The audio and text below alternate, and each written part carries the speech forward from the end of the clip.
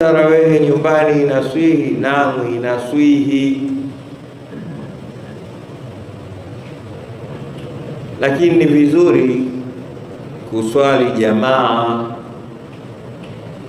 Sawa sawa, kuswali tarawehe nyumbani inaswihi. Qiyamul layl inaswihi, unaweza kuamua mwenyewe ukaswali tarawehe nyumbani, lakini kuswali kundi ni vizuri zaidi. Sawa. Sayyidina Umar ibn al-Khattab ndio aliwakusanya watu kwenye tarawehe nyuma ya imamu mmoja, lakini kipindi cha Mtume Muhammad sallallahu alaihi wasallam haikuwepo tarawehe ya jamaa. Ili mbona tugombane?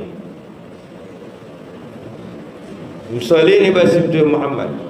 Ndio maana kwa mimi tusomeni, Mtume mpaka kafa hajaswali tarawehe jamaa. Uongo Sheikh Juma? Mbona uambii watu?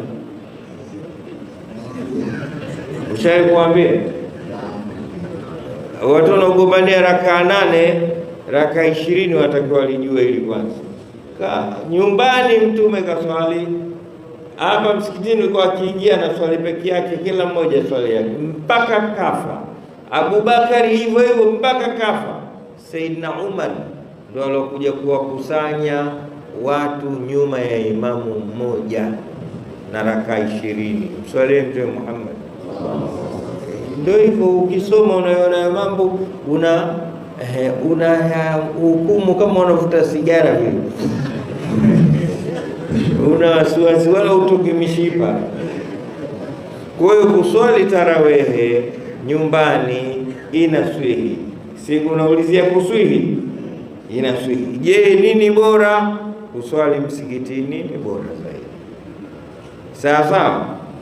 Kama kuswihi inaswihi, ubora msikitini pamoja na jamaa. Naam. Ndio bwana. Shukrani kwa maswali. Naam. Sheikh, jamani, kama tulivyosema anauguliwa, kwa kweli ametupenda na yeye tumhurumie.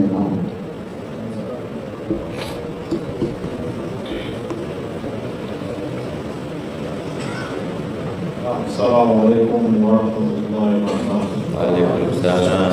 Sheikh, salamu alaikum ndani ya maana.